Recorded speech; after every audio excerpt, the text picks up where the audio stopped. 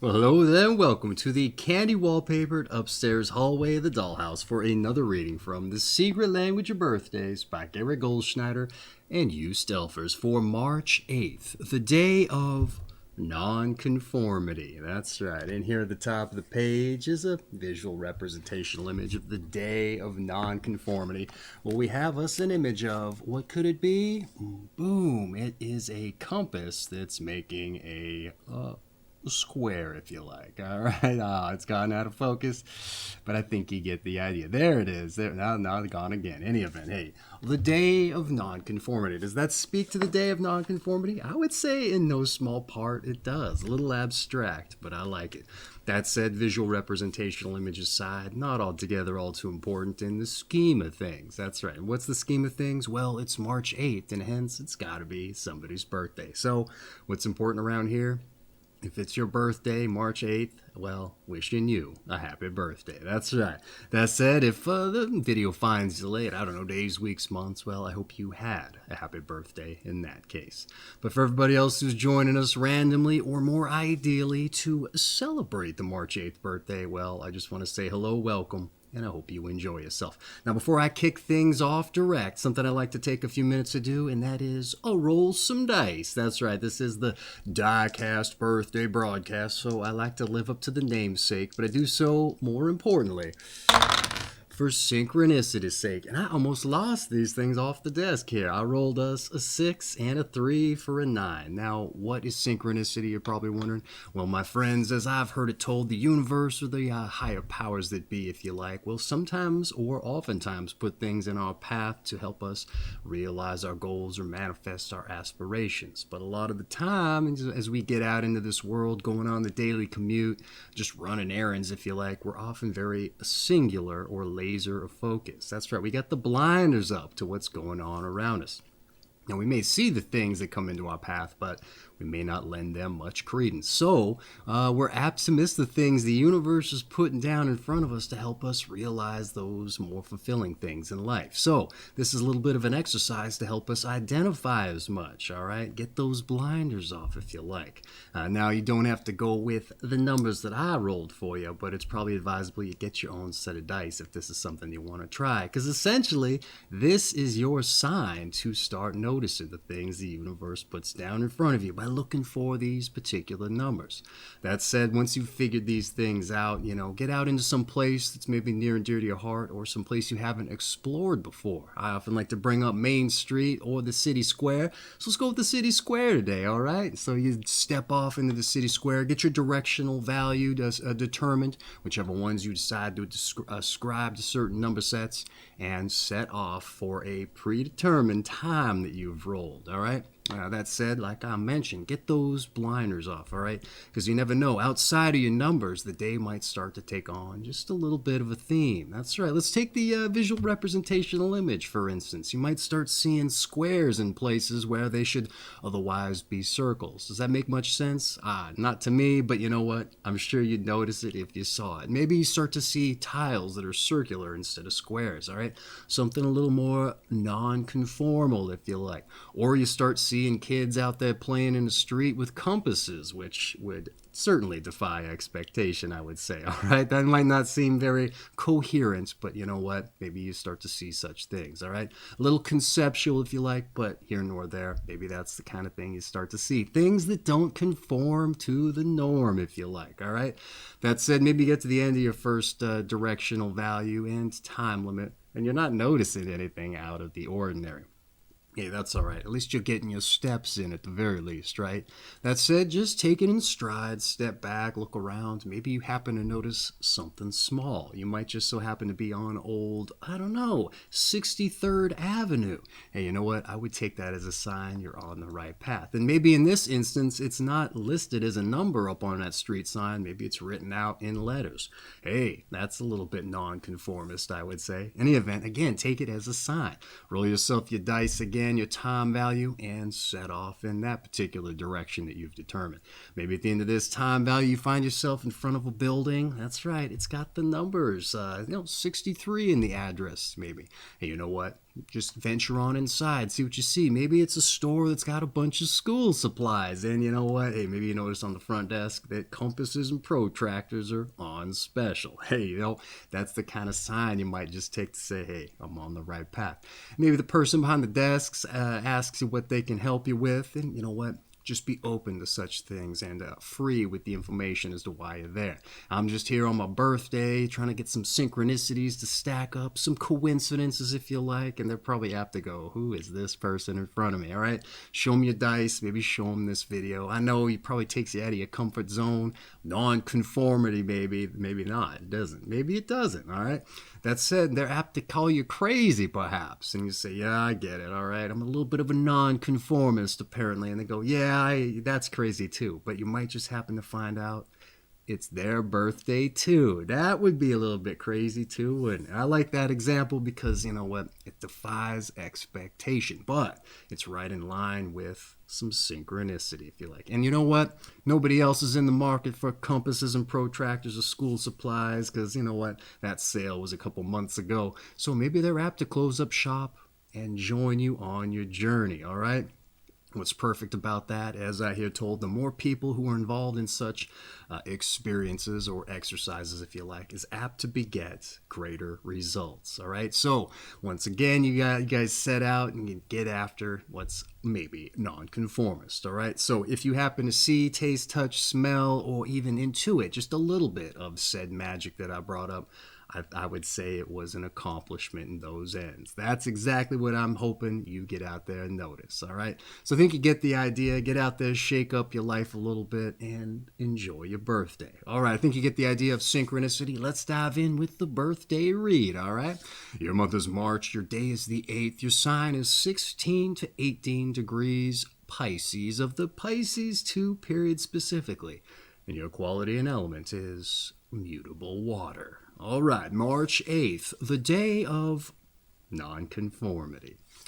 Those often misunderstood individuals born on March 8 must do things their own way, whether in their outlook, lifestyle, manner of expression, or personal appearance. They are at heart nonconformists who often find themselves at odds with the status quo. And although they may be lovers of tradition and perhaps express reverence for cultures past, March 8 people need to break away, sometimes violently and sometimes sorrowfully, from their backgrounds in order to become individuals in their own right. And because of their critical, emotional, difficult natures, making this break themselves is often not necessary, as they may well be rejected at first. But however it comes to pass, by the time they are in their late teens or early 20s, they have sufficiently realized that their life is likely to be stormy and their path perhaps lonely. March 8 people have a zest for life. Yet try as they may, their lifestyle or ideas rarely find sympathy with the majority of people around them. And this in part is due to their intensity, and also because their point of view is often uncompromising, highly individualistic, and perhaps challenging of societal values. Iconoclasts, those born on this day, have a strong, rebellious, and aggressive side that does not necessarily win them friends, and an instability that may not earn trust. Yet they can be tremendously loyal friends, and those who are granted the highly personal distinction of being a March 8 person's friend will find that an equally high degree of loyalty is demanded in return. And March 8 people are supreme role players, and they should they choose to do so, rather, they can work quietly at the same job for many years, keeping a low profile. Equally well, they can even function as pillars of society and upholders of the status quo. But behind the scenes, however, they will nonetheless work for change as well as progress. And though they may assume a highly conventional position, perhaps out of a desire for financial or political security, they usually find a way to express the extravagant side of their nature in their personal life. Great magnetic attraction is often granted to those born on March 8, and they are capable of exerting an almost hypnotic power over select individuals, which is as much due to their mental strength as their charm and intuition. And as young people, their energy is often volatile and uncontrolled. But as they mature, they may make an impact through a highly subtle, mesmerizing dynamism. And although they are not fully aware or capable of exercising these powers when young, psychic abilities often devolve on those born on this day, and may be discovered and better directed later in life. Tremendously appreciative of greatness in all fields, March 8 people are apt to express wonder and even worship when grace, power, and beauty are displayed. Well, all right. Quite the fascinating birthday breakdown, I would say. It wasn't altogether the most well-rounded breakdown I've encountered here, but they put in a lot of different aspects within this nonconformity theme, really expanded and fleshed it out, I would say. I only mention that because I like to make a delineation between when it's laser-focused or when it's well-rounded. It doesn't necessarily provide a distinction as to the value of the birthday breakdown, but I think it's pretty interesting to make note of so that you can understand that sometimes they really get into the weeds with certain things. Like to say whether you're good parents, what your life is like as a child, and sometimes they even give advice to people who are friends or parents of the day in question. That said, I'm rambling on here. Let's get into a little bit of a commentary I like to provide on the birthday breakdown. I like to make connections with days previous, note things I find interesting, and just kind of re-drill down upon certain things so we can keep certain things in context as we get on with things further.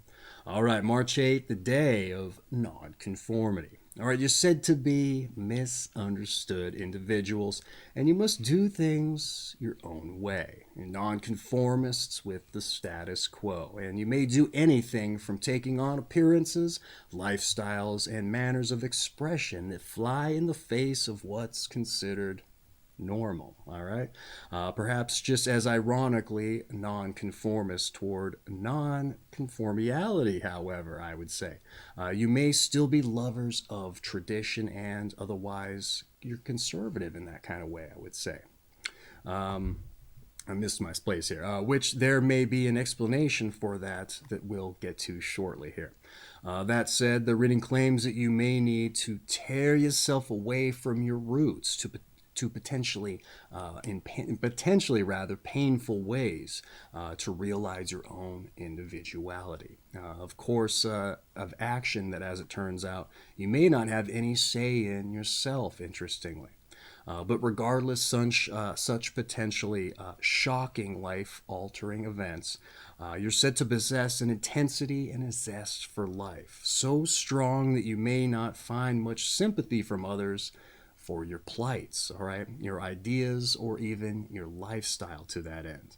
But I suppose that comes with the territory if you are, in fact, iconoclasts, as they said. Also with uncompromising, highly individualistic points of view that challenge the social norms or even the social interests.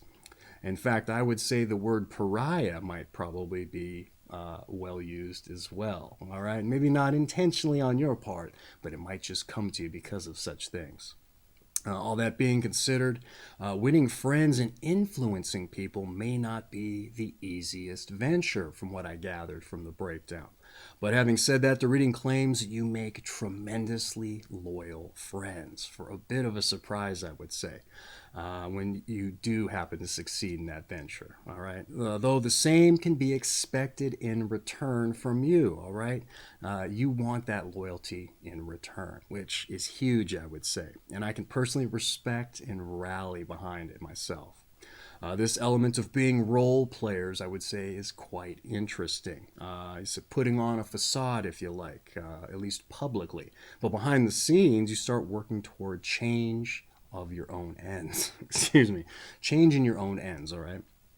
This dynamic often presents for others during this period, but not at all in this way. They might be reclusive, they might retreat into their own private sphere just to rally or get away from criticisms and attacks. Other people flourish in these private areas, and they might not be very social creatures at all. For you, it seems like it's a little bit more of that aspect that you need a place to kind of gather yourself and work on your stuff there. That said, you might do as much, not necessarily to stir things up behind the scenes, but you may just be doing it for that reason also, all right?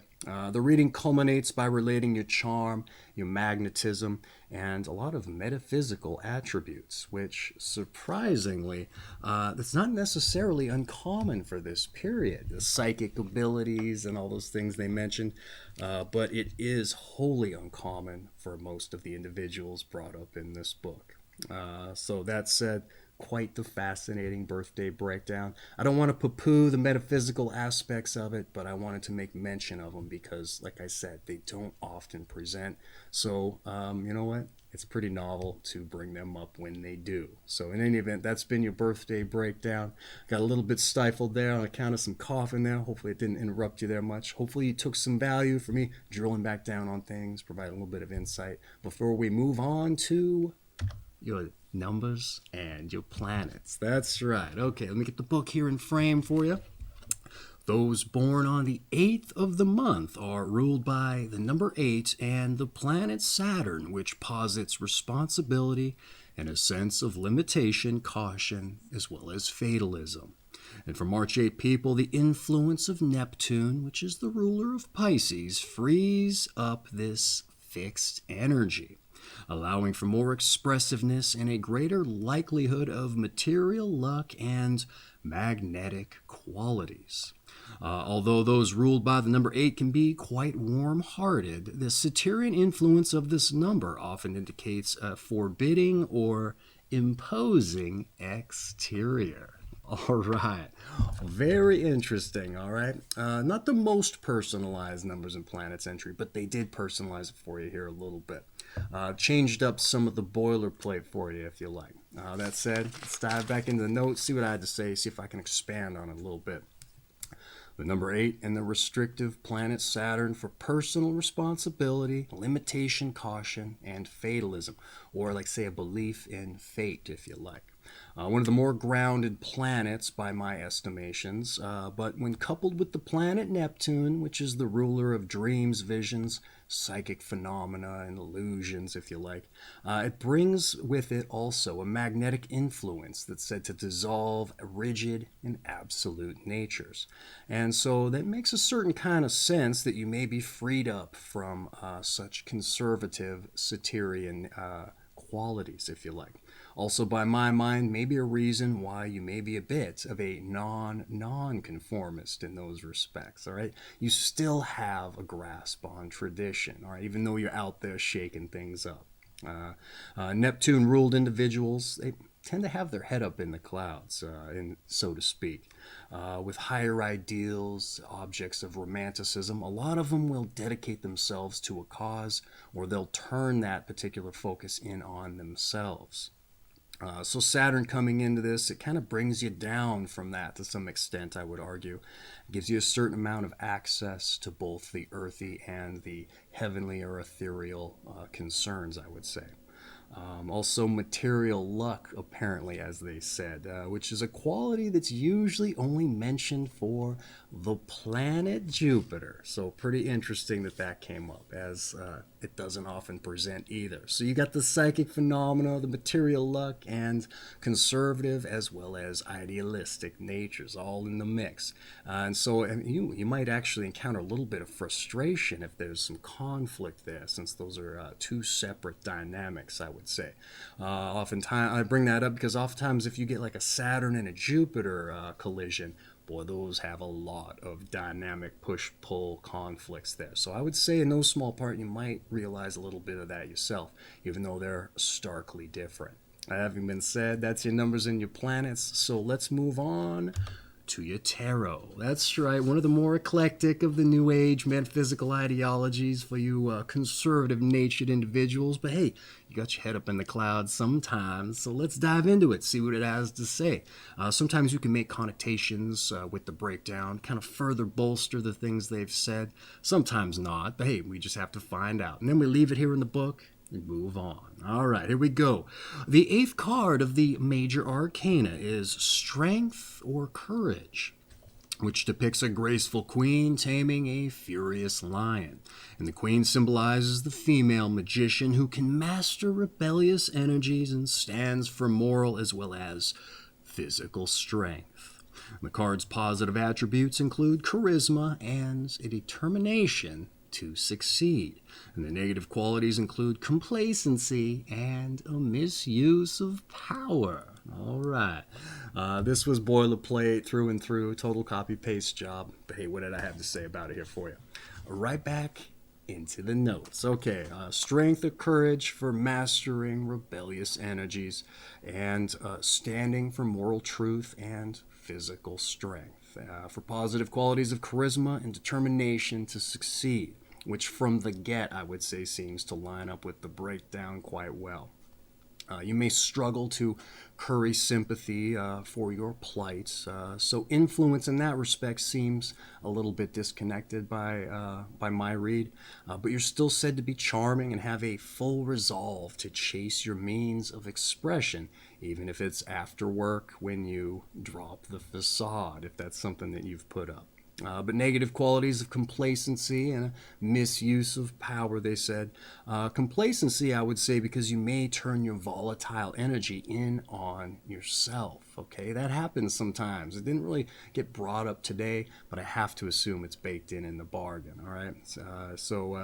Kind of, especially if you're shaking up the status quo, you might start to doubt a little bit. Who's to say? And then, self-pity will kind of come into the chat room there sometimes. Gets baked into the bargain. So avoid that complacency if you can, all right? That having been said, that essentially rounds out your tarot. Hopefully we were able to kind of make it line up a little bit better there, or explain why it seems to line up. That having been said, let's move on to your health. That's right, your health. Those born on March 8th may be accident prone, particularly men born on this day, the book says, and should therefore take precautions, if possible, when traveling and indulging in rough sport. And because March 8 people are sensitive and open to many forms of experience, they not infrequently get themselves in both physical and psychological trouble. Eating a balanced diet as well as indulging in moderate exercise helps to ground them. Drugs of all types, including alcohol, mind expanders, and amphetamines, should be avoided. And most March 8 people are capable of pushing themselves through intense experiences or work while avoiding sleep, perhaps aided by caffeine or other stimulants. And their mental stability, however, demands sufficient sleep on a well-regulated basis. And March 8 people can get highly unstable psychologically and even out of control if matters of diet, sleep, physical exercise, and other general health considerations are overlooked for too long. All right, not your typical health entry. They really drilled down on a few specific things, and, they took their time with it, I would argue, all right? They don't often do that. There was a few things that might have fallen away with the typical theme of, or the wickets that they tend to hit, but I would say they hit a lion's share of them. That said, let's get into the health here. You're said to be accident prone rather, and sensitive to experience. And today is rather novel entry in those respects, as though that's usually reserved for Mercury days. Those people who get warned to be precautious because they may be accident prone, especially with broken bones and such. There was even one day where they said these people love to seek adventure, but they're very careful and they are methodical about planning things out to avoid such things. But they still got the recommendation to mind such things because they're accident prone. So be mindful of it, all right? That's all I'm trying to say. Experiencing sensitivity, however, somewhat common this period. I think even just yesterday they mentioned how they may be susceptible to the likes of allergies and the like, and colors and things are just very vivid to them. So I'd say this kind of follows in theme with a Neptune-ruled day. The likes of which could be psychologically and physically troubling from the sounds of it to that end.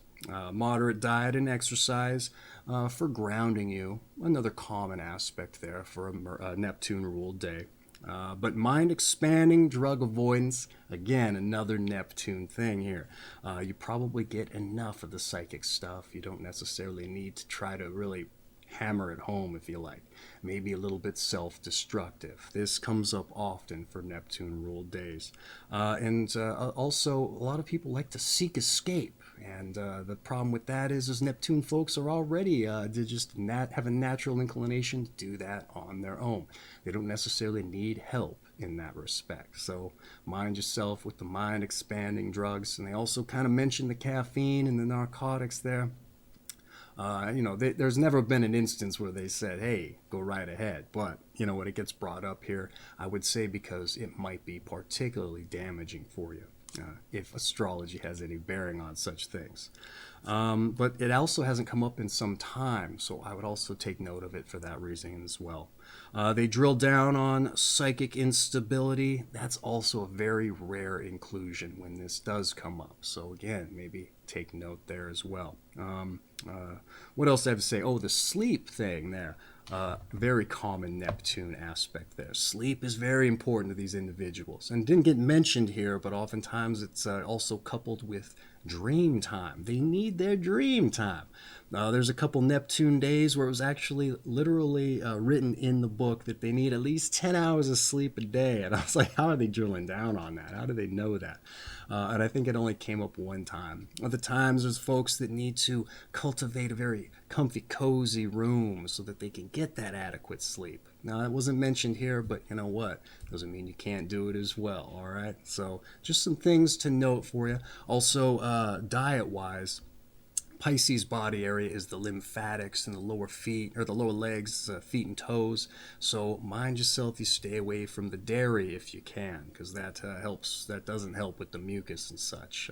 So I didn't get mentioned here, but I just wanted to bring it up for you since they didn't drill down on any specific foods for you, which is something they typically do, but they left out for you here. Any event that's been your health, hopefully you took something of value from it like everything else. Before we move on to some advice. All right, here we go. Some advice. Maintain your balance, all right? And beware of hurting others, but don't make yourself the victim either. Self-pity is poison to you, all right? Poison. Soften your seriousness and lighten up if you can. Also ingratiate yourself socially. All right. You know what? This didn't get too drilled down on, I would say, but you know what? It was a huge earmark for yesterday. So maybe a little bit of that carry through for you. Might not be nearly as important for you as it was for the day of the folks born yesterday, but it still gets brought up, so you might want to take a look at it. But let's see what I had to say about what they had to say, all right? They said maintain your balance, all right? a through line of the book, really. Also, moderation and cultivating self awareness. But considering the nature of your influences could be seen as conflicting natures, this high ideal and this conservatism kind of going back and forth, there's a good case for keeping such things in mind, finding that balance, that synthesis of such influences, if you like, especially with psychological concerns in the mix. All right, those got brought up. That's not something that often does. Beware of hurting others and don't hurt yourself, they said. And with a volatile nature, you never know what could happen. All right, add in abstract thought and shaking up the status quo, things could get dicey. All right, a little on the nose with my term there, but things could get dicey. Self-pity is poison, they said. All right, mind the complacency and turning volatility inward, I would say. All right, stay busy. All right, something we already talked about, a little redundant in that respect, but sometimes we've got to hear things 37, 38 different times before we finally caught into it. All right, what else?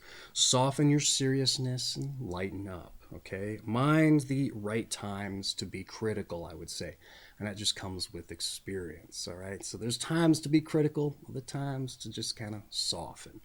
You have the capacity to be grounded or in the clouds, so to speak, so find the balance to set extremes. I also said ingratiate socially, and so I say close friends, those loyal folks. That's great. That's huge, even. But you can expand out from there, I would say. Maybe just to, acquaintances, if you like. It expands your horizons, I would say. And then it kind of takes some of that serious, loyal expectation out of it, all right? And so I would say that helps to alleviate some of that stress there, that critical nature of yours. Yeah. So maybe even just test it out as an experiment. That person behind the deli counter there, you're always coming in for your cold cuts. Strike up a little bit of a friendship. It doesn't have to go past that, right? So that being said, that's been your advice. Let's move on to your meditation. That's right. It's your birthday. You get a meditation. Something to think about if you like. All right, here we go. The power is there. We only have to plug into it. Right. Not quite sure what to make of this one for you, but here nor there. One more time. The power is there. We only have to plug into it. All right. It's your birthday, your meditation. I'm not going to try to throw my interpretation or spin on it for you. I mean, I don't have one, but if I did, I still wouldn't do it, all right? It's just for you. It would kind of defeat the purpose of me explaining your meditation, right? That said, your meditation in a can, as it were, let's move on to your strengths and your weaknesses. That's right. Let's hold up the objective mirror and see where you got the girth and where otherwise maybe a little more deflated or atrophied within the metaphor. All right, your strengths. Here we go.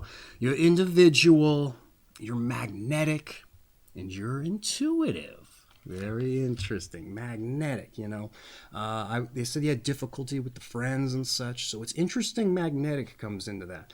I know it came with the Neptune traits kind of baked in there, but it's a little bit awkward. It didn't get drilled down upon further, I would say. But your weaknesses, let's dive in with your weaknesses. That's right. Let's hold that objective mirror back up, but flip it to the side that blows up your face. That's right. Maybe shows off the things you're otherwise a little more superficially insecure about within the metaphor. That's right. Your weaknesses, your isolated. Oh, yeah, we kind of got that one. Emotionally difficult. I think they brought that one up too.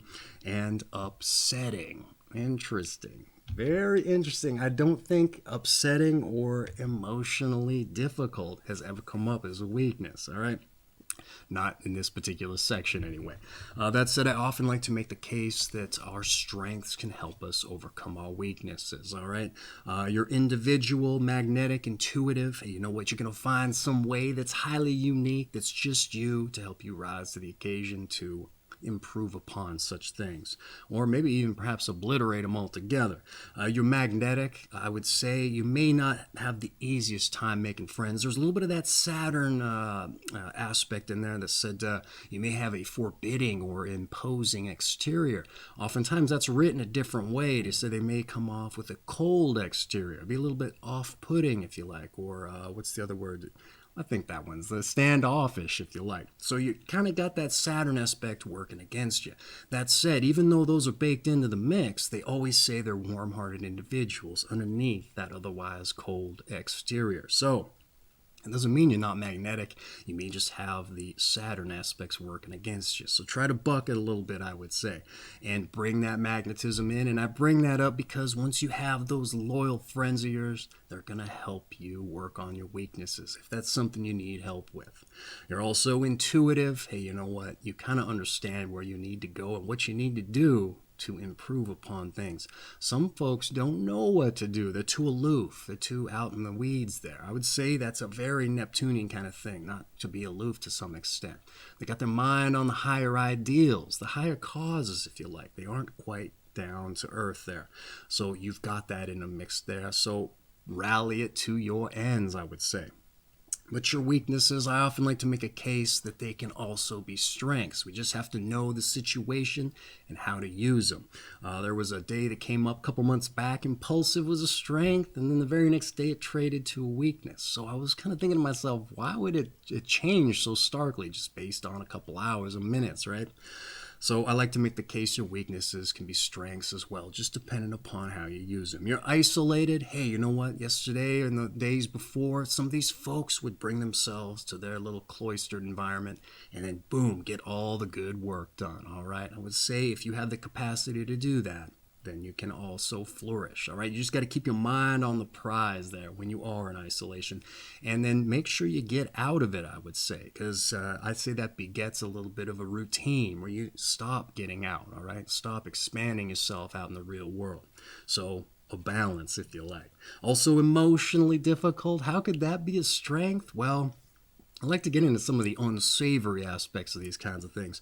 And I often bring up the example, like say you're at work, right? And I know it said you might put on that facade that gives you that sparkle, so you get people on your side and be in the political spectrum there and gain your advances even though it flies in the face of who you are as an individual. But in this respect, let's say there's some project someone wants to put on your desk and you know you're not the right individual for it, or maybe even more a little bit more, what do you call it? Maybe you don't want to do it. Let's just say that. I don't want to do this project. So just be emotionally difficult about it, all right? You rally that particular aspect or that weakness of yourself and use it as a tool, all right? So that maybe they give that project to someone else. Like I said, a little unsavory, but it's a tool we can use, right? I would say that in itself is probably a little bit of a facade, because if you were really drilling down into it, you know what, it probably wouldn't even come into you at all right? That said, it says you can also be upsetting, all right? Hey, you know what, again, maybe you're at the Thanksgiving dinner and you just really want to upturn the status quo. You really want to drill down on being that pariah or that iconoclast. Hey, boom, what better way to do it than upsetting the status quo? All right, but that said, they say it's a weakness. It's probably because you might just do so a little bit too volatile with as much, however that word's used in like the pluralized form. And I think you get the idea, all right? You can use your weaknesses as a strength if you just figure out how to do so. I didn't make the best case. I haven't been doing so for like the last week and a half, but I think you get the idea. That said, I like to button this section by saying don't get rid of your weaknesses altogether, all right? Because part of who we are, all right? Just improve upon them to the point where, hey, you know what? They're tampered down a little bit, all right? That said, your strengths and weaknesses having been gone over, let's move on to those born on this day. And when we get into those born on this day, not only do we get to see who shares your company, but something I like to do is look at it from the perspective of figuring out our passions. That's right. Let's see who shares your company, see what they did to get in the book, and maybe take some inspiration to start figuring out our passions. And I say that because too often I get out and meet folks, ask them what they do and if they like it, and they don't. And I think it's just because they got out of school, got the first job, second, third job they could, just things that they could use to make ends meet. But the fatal flaw is at the root of it. It has nothing to do with what they like. And sometimes folks don't even know what they like. And why is that? I think it takes time, energy, and effort to figure those things out. And at the end of the day, what's something we don't tend to have? All of those, all right? So you have to sacrifice the sleep or the time in other areas. So You're here right now. You're here to hear who's born on this day. Let's start using that as an example, all right? Here's the time to start thinking about it, all right? So if I can wish for you anything on your birthday, it's that you start figuring out what your passion is and have something fulfilling to start driving after. But if you already know your passion, then the hat I'm not wearing is off to you. Maybe now it's just time to figure out how to make it financially viable. Also something that takes time and energy, and we can maybe take inspiration from. But if you got that figured out too, well, you know what? Then I don't know how to help you, all right? let's just find out what lottery you drew, all right? So let's get into it. Those born on this day. We have Otto Hahn, H-A-H-N Hahn, a German Nobel Prize winning chemist, physicist, and discoverer of nuclear fission, apparently. We also have Oliver Wendell Holmes Jr., the Supreme Court Justice, and is the Great Dissenter. Also served 30 years and lived to the age of 94. We also have Kenneth Grahame, with an E at the end, Graham, a Scottish children's writer, and is responsible for The Wind in the Willows, and was also a Bank of England secretary and a Sunday writer. We also have Anselm Kiefer, a German modern painter, rather. We might have painted some models, who's to say? We have Ruggiero Leoncavio, perhaps, Italian opera composer, and responsible for I Pagliacelli. Also, Alan Hovhannes,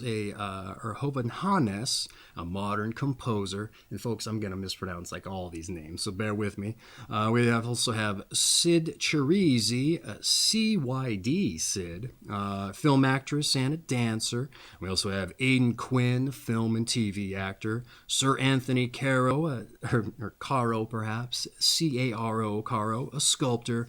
Lynn Redgrave, a stage, TV, and film actress. We also have C.P.E. Bach, a composer and Johann Sebastian's son. We also have Konstantinos Karamanlis, Greek president and prime minister. We also have Douglas Hurd, British foreign minister. Lynn Seymour, ballet dancer. A lot of dancers and artists today. How about that?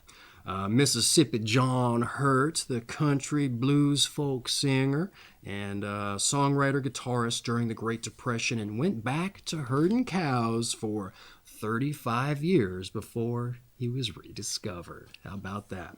We also have Jim Rice, the Boston Red Sox baseball outfielder, and an AL 3-time home run and 2-time RBI leader, as well as an MVP. We also have Richie Crash Allen, was a baseball slugger, AL RBI, 2-time home run leader, also an MVP. Leslie Fieldler, F-I-E-D-L-E-R, Fieldler, literary critic. Love and Death in the American Novel is a work they're responsible for. We also have George Coleman, a jazz tenor saxophonist, and Ardis Kranick, a director of the Chicago Lyric Opera. All right, a lot of singers, dancers, artists, a couple politicians in there. Pretty interesting. Highly dynamic day, but it drilled down on a few of the nonconformist aspects there now, didn't it?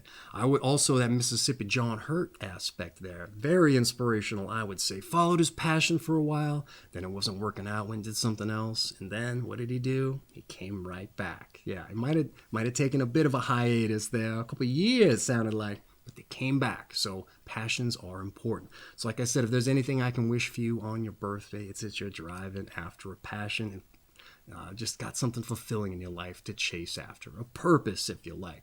That said, I butchered more than a few names, like I said I would. So let's make up for it on my side of things. It's not done in malice. It's just hooked on phonics. Doesn't always work for me with pronouncing the names or words in general a lot of time.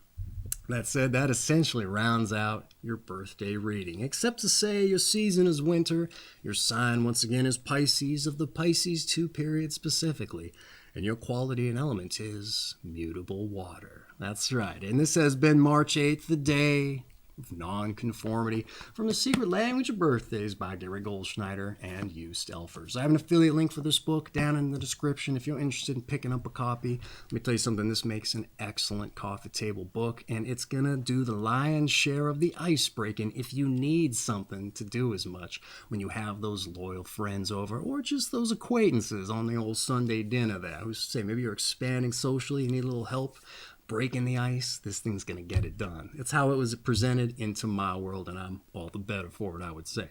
That said, book having been related, I have the link for that right above a personal message I like to put together for the birthday boys and girls, ladies and gents. So go check out the message if you're interested.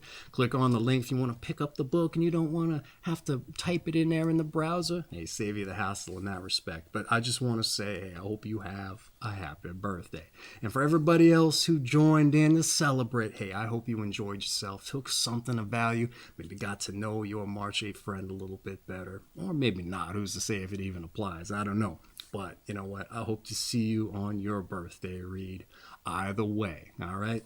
That said, for everybody, I just want to thank you for the pleasure of your time, and for you birthday boys and girls, I just want to say it was a privilege to celebrate your birthday with you, all right? So once again, all right, before I forget, that's right, before I take us out, your daily numbers, all right? Get out there, let the universe show you it's with you on your path. Stack up some synchronicities or some coincidences, if you like, and you understand why I brought it up. Find some nonconformist things to come up into your path, or whatever the theme happens to be. You'll understand why I brought it up for sure, all right? That said, once again, happy birthday, all right? Take care of yourselves.